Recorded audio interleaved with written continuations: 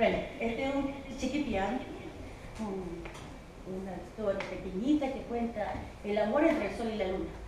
Dice que más o menos que el sol regaló lágrimas y la luna también. La luna regaló unas lágrimas que se transformaron en nuestros chaguay, los aritos. El sol dio dos lágrimas, una de oro y otra de amor. Dice que pasa y pasa el tiempo, triste está su corazón. Porque no puede ver a su amado. Eso dice más o menos nuestro Pichiquibú. Lo canta Karina Carrillo, que es después más, donde viene allá